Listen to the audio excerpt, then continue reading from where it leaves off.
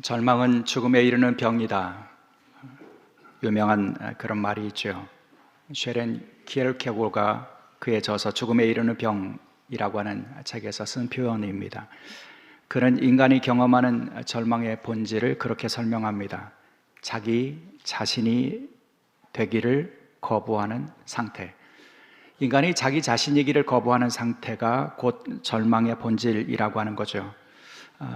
이 쉐렌 키엘케고르가 자기 자신을 거부하는 것이 절망의 본질이라고 설명하는 이유는 그가 가진 인간 이해에서부터 시작을 합니다. 그는 인간이란 누구인가? 인간이란 자기 자신과의 관계이며 동시에 그 관계를 세우신 하나님과의 관계라고 그는 받아들였고 이해했습니다. 근데 그 인간이 하나님과의 관계를 인정하지 않고 자기의 힘만으로 자기 자신이 되려고 한다면 그 인간은 결국 절망에 이를 수밖에 없다. 그분은 그렇게 이해를 한 것입니다.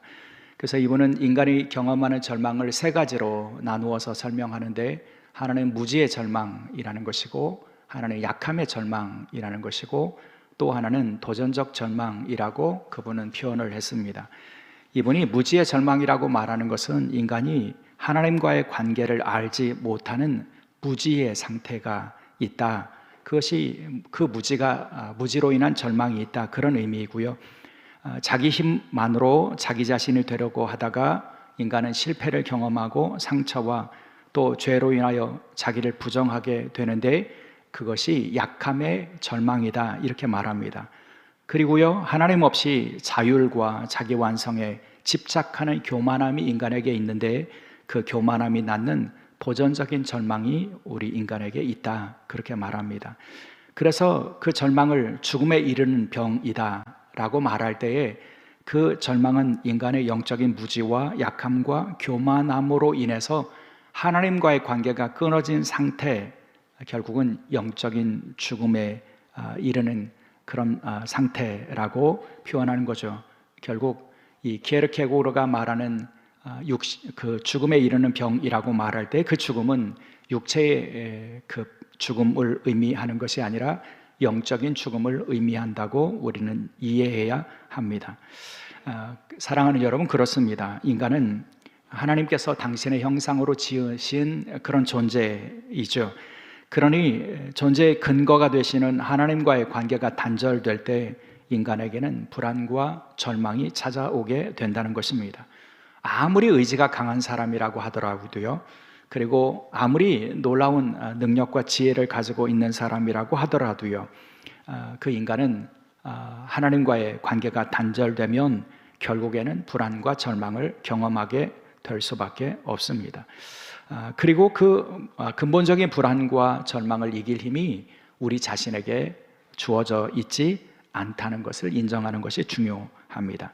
하나님과의 관계에서만 우리는 그 인간의 근본적인 절망을 이길 수 있는 힘을 얻을 수 있다는 거죠.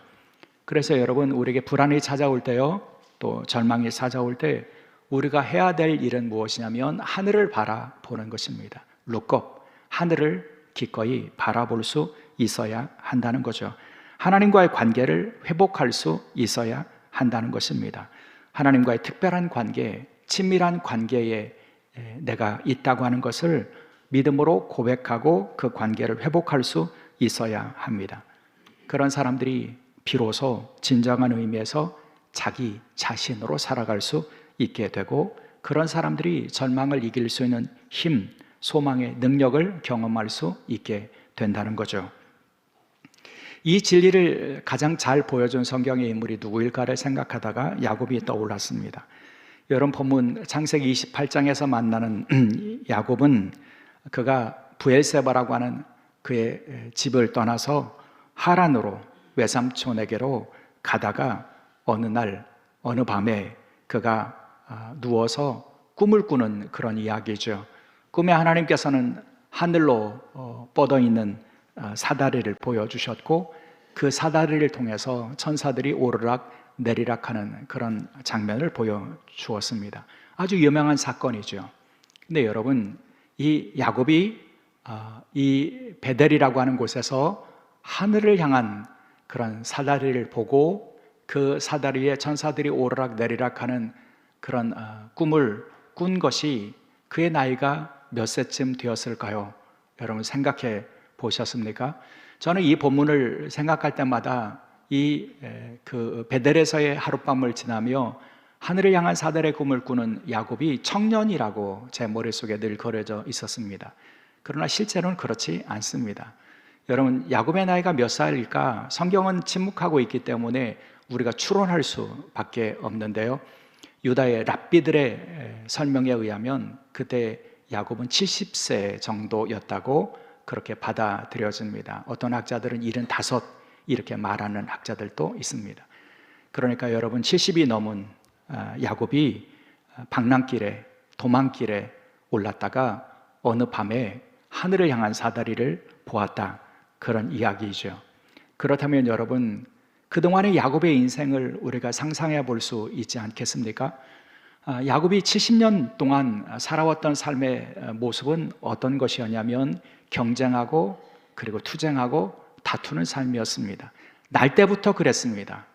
쌍둥이 형의 발꿈치를 잡고 태어난 이 야곱은 운명적으로 그 형과 경쟁할 수밖에 없었습니다. 투쟁할 수밖에 없었습니다. 경쟁과 투쟁에서 승리하기를 원하는 마음으로 그는 살았습니다. 기왕에 경쟁하는 것이라면 이기는 게 좋겠다, 그런 마음이 왜 없었겠습니까? 그래서 수단 방법을 가리지 않고 이겨야겠다고 생각했던 사람입니다. 때로는 가까이 있는 가족들까지도 속여야 했던 사람입니다. 결국 그는 그가 원하는 그런 경쟁에서 그의 목적을 달성한 사람이었죠. 이긴 사람이었습니다. 쟁취한 사람이었습니다. 그러나 여러분, 그 경쟁에서 이기고 그리고 앞서간 야곱에게 남은 것은 무엇이었습니까?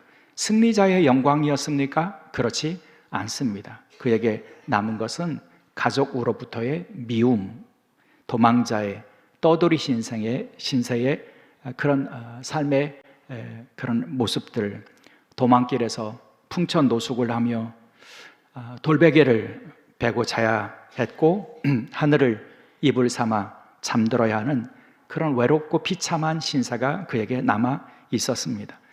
여러분, 경쟁하는 질서 속에서 고단하고 힘겨운 삶을 살았는데 이제 겨우 승리했다고, 앞섰다고, 내 목표를 이루었다고 생각하는 순간에 그에게 찾아온 것은 외로움이었습니다. 절망이었습니다. 불안이었습니다. 여러분, 이 야곱의 모습은 인간의 지혜와 능력으로는 인간이 가지고 있는 근본적인 절망과 불안을 이길 수 없다는 사실을 잘 보여주고 있는 것이죠. 그 불안과 절망의 자리에 있었던 야곱에게 구원의 손길을 내미신 분은 하나님이셨습니다. 그에게 찾아오신 분도 하나님이셨습니다. 그에게 꿈으로 하늘 사다리를 보여주셨습니다. 천사들이 하늘을 향해서 오르락내리락 하는 장엄하고 신비한 모습을 보여주셨습니다. 그것이 베델의 경험이죠.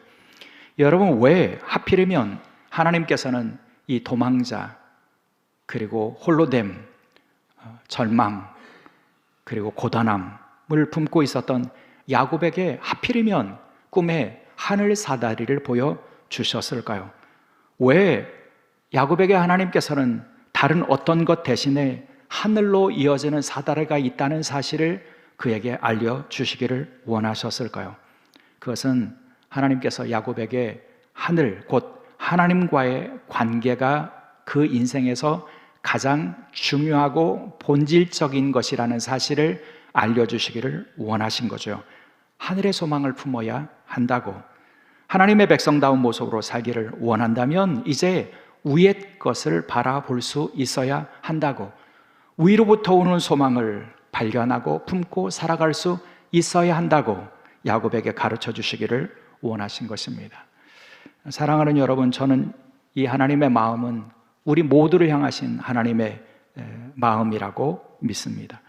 우리는 무한 경쟁이라고 하는 표현이 익숙한 그런 세대를 살아갑니다.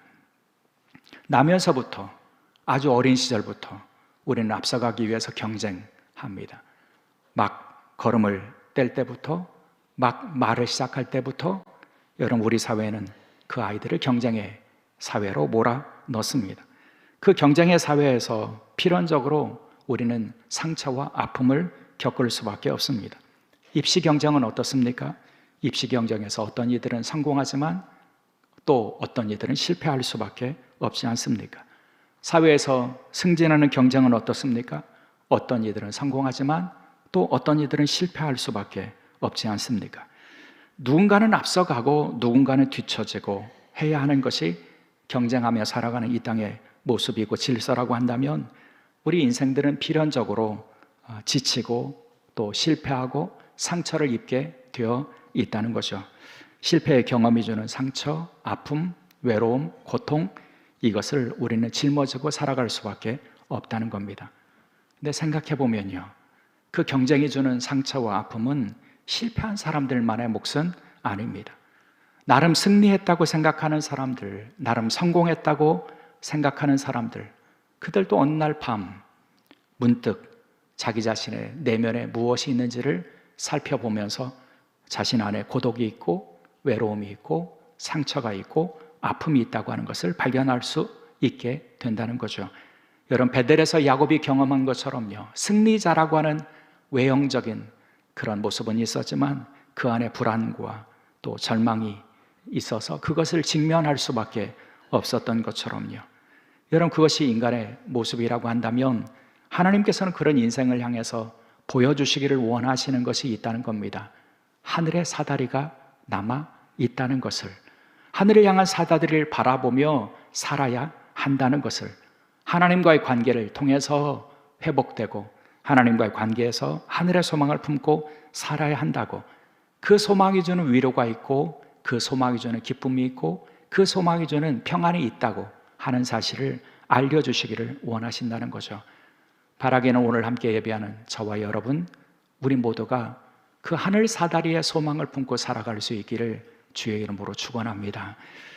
예수님께서는요, 당신이 바로 그 하늘 사다리가 되신다고 하는 것을 알려주신 분이십니다. 오늘 우리에게 주시는 말씀 가운데 여러분, 요한복음 1장에 예수님께서 나다나엘을 만나주시는 그런 장면을 우리가 기억하게 되는데요, 예수님께서 나다나엘을 만나셨을 때 나다나엘을 향해서 칭찬해 주셨습니다. 네가 나에게 오기 전에 네가 무화과 나무 아래에 있는 것을 내가 보았다, 알았다, 이렇게 말씀해 주시죠. 당대의 유대인들에게 무화과 나무는 말씀을 연구하는 자리이고 기도하는 자리이고 그리고 메시아를 소망하며 기도하는 그런 자리였습니다. 그러니까 그가 무화과 나무 아래에 있었다는 것은 그가 경건의 사람이며 그리고 소망을 품고 살아가는 사람이라고 하는 것을 주님이 인정해 주시고 칭찬해 주신 겁니다. 근데 그 칭찬 뒤에 예수님께서는 이렇게 말씀을 더하셨죠. 요한복음 1장 51절, 또 이르시되 진실로 진실로 너에게 이르노니 하늘이 열리고 하나님의 사자가 인자 위에 오르락 내리락 하는 것을 보리라 하시니라. 여러분, 인자 위에 하나님의 사자가 오르락 내리락 하리라. 예수님께서는 야곱의 그 꿈의 이야기를 가지고 오신 겁니다. 천사가 오르락 내리락 하는 모습을 보게 될 것이다. 그러면 예수님께서는 뭐라고 말씀하시는 거냐면 인자이신 메시아이신 예수님 당신이 하늘의 사다리가 되신다고 말씀해 주시는 겁니다. 주님께서 기꺼이 하늘의 사다리가 되어 주셔서 이 땅에 있는 사람들에게 하늘의 소망을 품게 하시기를 원하시는 분이라고 말씀해 주십니다. 하늘 사다리를 타고 주님이 이 땅에 오신 것처럼, 그리고 그 하늘 사다리를 통해서 연결된 하늘의 소망을 품고 살게 하신다고요. 그것이 예수님이 주시는 구원이라고 하는 것을 말씀해 주시는 겁니다. 그리고 그 구원의 길을 걸어가는 사람들에게 주님 안에 있는 생명이 있고 주님 안에 있는 참된 소망이 있다고 하는 것을 알려주시기를 원하시는 것이죠. 사랑하는 여러분, 그렇다면 우리가 예수님을 믿는다는 것은 하늘 소망을, 하늘을 향한 사다리가 있다고 하는 것을 믿는 것이 아니겠습니까? 예수님을 통해서 우리가 그 하늘의 질서들을 향해서 나아갈 수 있다고 하는 것을 믿는 것이죠.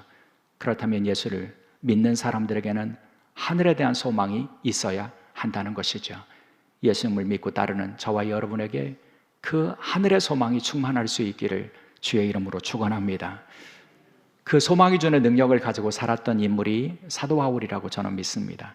여러분, 사도 바울은 부활하신 예수님을 만났습니다.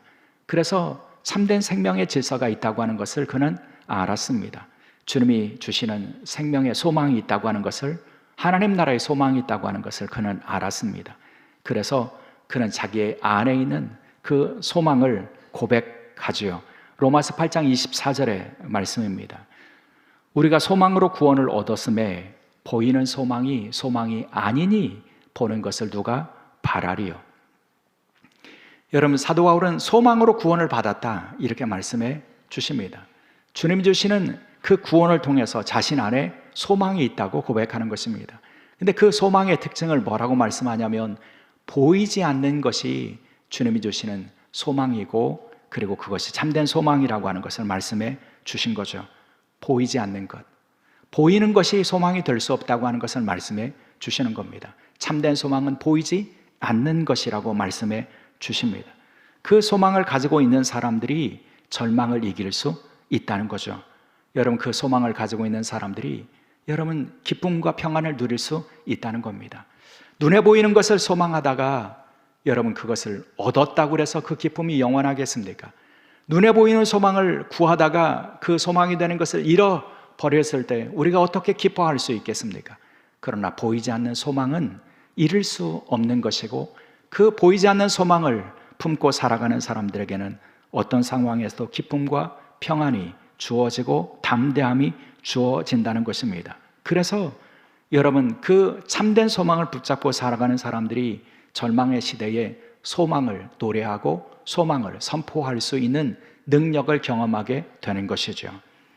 구약 성경에 보면 에스라서에 등장하는 한 인물이 있습니다. 스가냐라고 하는 인물입니다. 이 스가냐는 실상 많은 사람들에게 기억되는 인물은 아닙니다. 그런데 저는 에스라를 묵상하다가 이 스가냐라고 하는 인물에 아주 깊이 빠져 있었던 적이 있습니다. 그에게 감동을 받았기 때문입니다. 여러분, 이 에스라서에 등장하는 스가냐는 누구입니까? 이 스가냐는 절망의 시대에 소망을 선포한 사람이었습니다. 그는 에스라의 종교개혁에 함께했던 사람입니다. 에스라의 곁에서 에스라가 지쳤을 때 격려하고 그를 일으키는 그런 삶을 살았던 사람입니다. 한편으로 백성들을 향해서는 절망의 시대에 소망이 아직도 남아있다고 하는 것을 선포하는 그런 삶을 살았던 사람입니다. 에스라서 10장 2절에서 그를 만날 수 있는데 그의 외침이 이렇게 선포되어 있습니다. 이스라엘에게는 아직도 소망이 있나니. 여러분, 에스라, 스가냐, 이 사람들이 살던 시대의 예루살렘은 겉으로 보기에는 소망이 전혀 보이지 않던 절망의 시대였습니다. 그들에게 회복의 길은 멀어 보였습니다.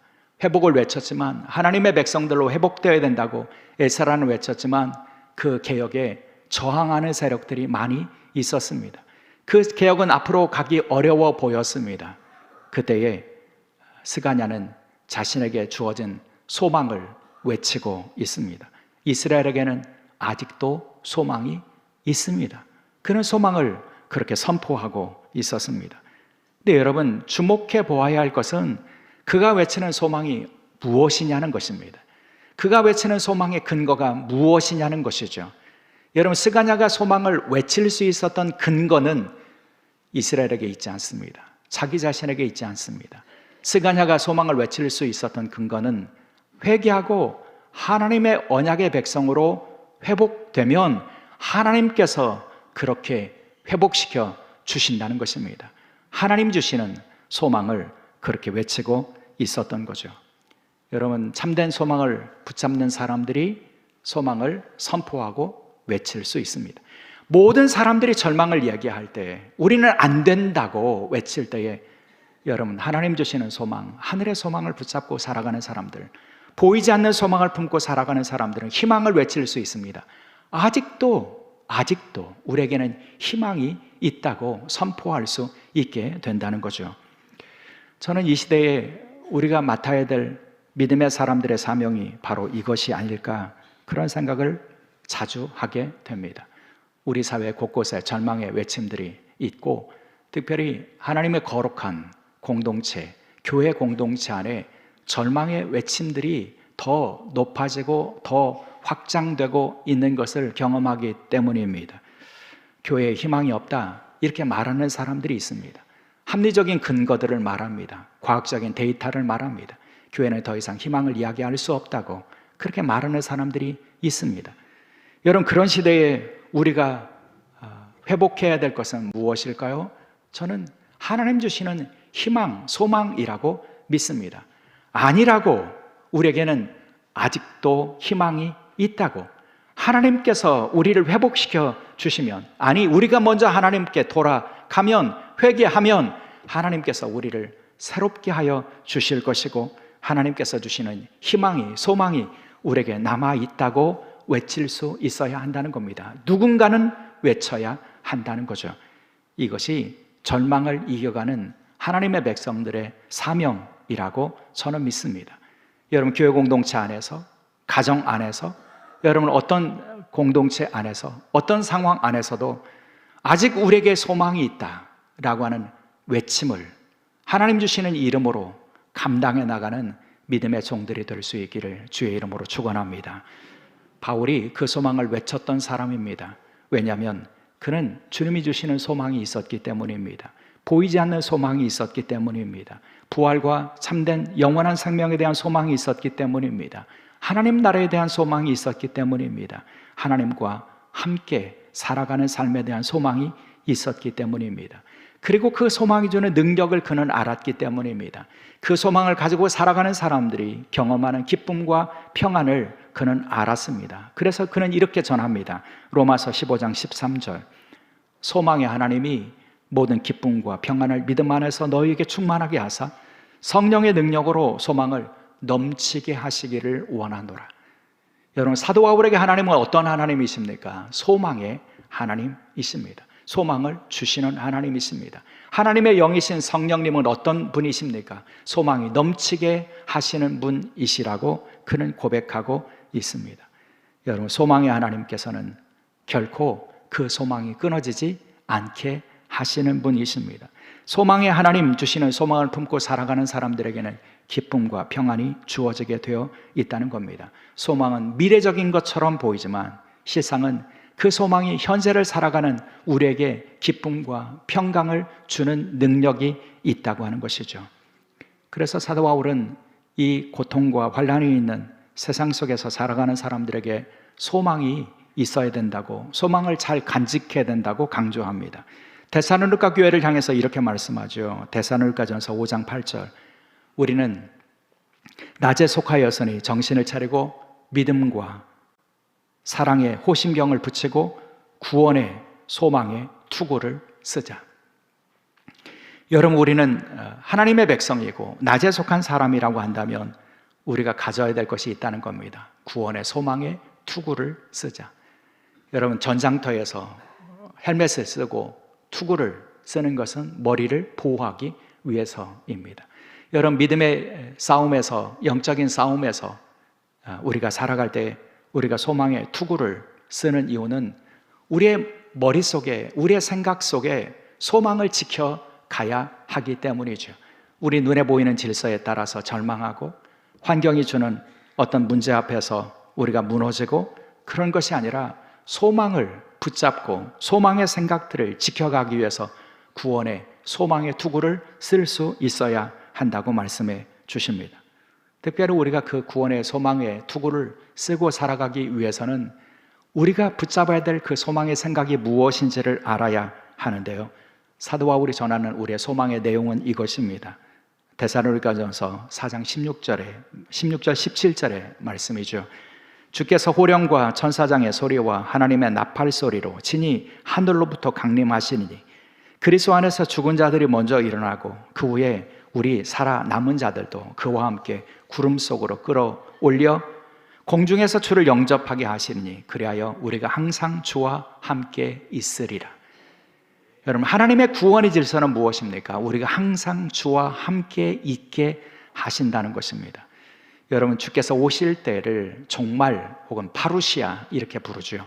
파루시아라고 하는 말은요, 왕이 자신이 다스리고 있는 어떤 영토에 도착하는 것을 의미합니다. 그래서 자신의 왕됨을 선포하는 때를 파루시아라고 말하죠. 주님께서 그렇게 권능을 가지시고 왕의 모습으로 이 땅에 오신다, 이것이 구원의 완성이라고 말씀해 주시는데, 그때 우리의 모습은 어떻게 된다고요? 그분과 함께, 우리가 항상 주와 함께 있게 될 거라고 말씀해 주십니다. 이것이 구원의 소망이라고 말씀해 주신다는 것입니다. 여러분, 우리는 주님과 함께 있는 사람들입니다. 구원의 주님께서 우리에게 알려주신 구원의 내용이 그것입니다. 여러분, 주님이 우리와 함께 하신다고 하는 사실을 주님께서 보여주시기를 원하셨고 알려주시기를 원하셔서 인간의 몸을 입고 오신 겁니다. 하늘의 영광을 버리시고 이 땅에 오신 예수님이 오시는 사건을 우리는 임마누엘 이렇게 고백하지 않습니까? 하나님께서 우리와 함께 하신다. 여러분, 우리와 함께 하시기 위하여 찾아오셨습니다. 그분은 이 땅에서 십자가 사역을 마치시고 부활하시고 승천하시면서 다시 이렇게 약속해 주십니다. 볼지어다 내가 세상 끝날까지 항상 너희와 함께 있겠다, 이렇게 말씀해 주십니다. 주님은 우리와 함께 하시는 분이십니다. 그 함께 하시는 주님을 경험하는 자리가 구원의 때, 주님이 다시 오실 때라고 말씀해 주십니다. 결국 주님이 주시는 구원은 주님과 함께 있는 것이라고 부를 수 있게 된다는 것입니다. 여러분, 우리가 아무리 절망적인 상황에 있다고 할지라도요, 우리가 눈에 보이는 소망을 붙잡지 못했다고 할지라도요, 우리에게 어떤 불안과 외로움이 찾아온다고 할지라도요, 여러분, 하나님이 우리와 함께 하십니다. 이것이 구원의 소망이라고 말씀해 주십니다. 그 구원의 소망이 있다면 우리에게는 능력이 있습니다. 어떤 능력입니까? 어떤 상황 가운데도 기뻐할 수 있는 능력입니다. 어떤 상황에서도 평강을 누리는 능력입니다. 그래서 우리는 사도 바울의 이 가르침을 다시 기억할 필요가 있습니다. 소망의 하나님이 모든 기쁨과 평강을 믿음 안에서 너희에게 충만하게 하사 성령의 능력으로 소망이 넘치게 하시기를 원하노라. 여러분, 이 말씀을 헬라어 성경에서 읽어보면 이렇게 되어 있어요. 소망의 하나님이 너에게 충만하게 하십니다. 기쁨과 평안을. 여러분, 소망의 하나님은 우리에게 충만하게 하시는 분이십니다. 무엇으로요? 기쁨과 평안을요. 여러분, 소망은 미래에 있는 것처럼 보이지만, 하지만 사도 바울은 그 미래의 소망이 현재의 능력이 된다고 하는 것을 분명히 말씀해 주십니다. 참된 소망을 붙잡고 살아가는 사람들은 현재의 기쁨과 평안을 누릴 수 있게 되기 때문입니다.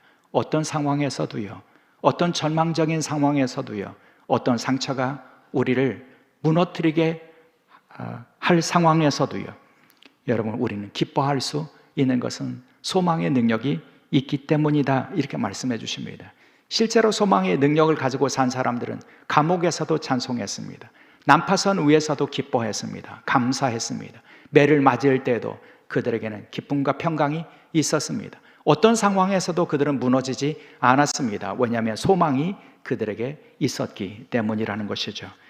여러분, 그 기쁨이 우리에게, 소망의 사람들에게 주어지는 선물이라고 말씀해 주십니다. 동시에 소망의 하나님께서 주시는 풍성하게 하시는 선물이 있는데 그것이 평안이라고 말씀해 주십니다. 소망이 있으면 평안을 얻게 되어 있다는 것이죠.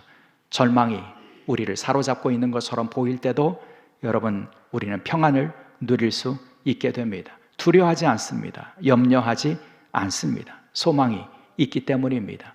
특별히 그 소망이, 하나님이 우리와 함께 하신다는 소망이 있을 때 우리는 평안을 누릴 수 있게 된다는 거죠. 사랑하는 여러분, 인생에게는 소망이 반드시 필요합니다. 그리스도인들에게는 더욱 그렇습니다. 그리스도인들에게는 참된 소망이 필요합니다. 그 참된 소망을 우리에게 보여주시고 알려주시기를 원하셔서 주님께서 친히 이 땅에 오셨습니다. 내가 너희와 함께 있다라고 하는 그 구원의 소망을 우리에게 보여주신 것입니다. 그 주님을 우리는 하늘의 사다리가 되시는 분이시라고 고백할 수 있어야 할 것입니다. 그 하늘 사다리를 타고 이 땅에 오신 주님은 우리로 하여금 주님과 함께 우리가 하늘을 향해서 걸어가는 인생을 살게 하시고 그 소망을 갖고 살아가는 우리에게 기쁨과 평강을 누리게 하십니다.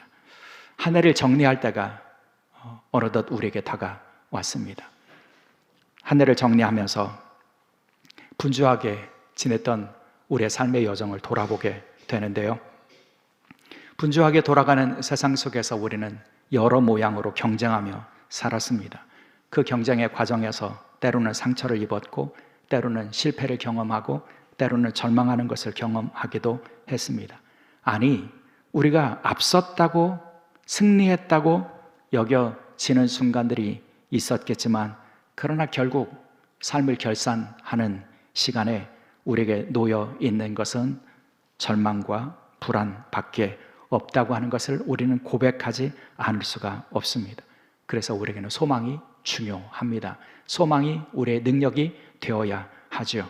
그 소망을 주님께 두고 주님이 주시는 참된 생명과 하나님 나라의 생명이 우리의 소망이 되고, 그 소망의 주님이 우리와 함께 하신다는 것이 우리의 소망이 되고, 그래서 그 소망의 주님이 주시는 위로, 그 소망이 주는 기쁨과 평안을 이 땅에서부터 누려 살아가는 주의 백성들이 될 수 있기를 주의 이름으로 축원합니다. 기도하시겠습니다. 저희의 소망의 주가 되어 주셔서 보이는 소망이 전부인 것처럼 착각하고 사는 저희들이 보이지 않는 것을 소망하게 하시고, 참된 소망의 능력을 가지고 이 땅의 삶에 어떤 절망적인 상황에서도 기쁨과 평안을 누릴 수 있게 하시니 감사합니다. 주님, 평안을 주셔사오니 이제 저희들이 평안을, 주님 소망을 선포할 수 있게 도와주옵소서. 아직 우리에게 소망이 남아 있습니다. 주님, 그 외침을 주님 저희들의 가정과 또 세상과 교회 공동체 가운데서 외치며 살아가는 주님, 오늘날의 스가냐와 같은 소망의 일꾼들이 될 수 있도록 저희를 사용하여 주옵소서. 감사하며 우리 주 예수 그리스도의 이름으로 기도드리옵나이다. 아멘.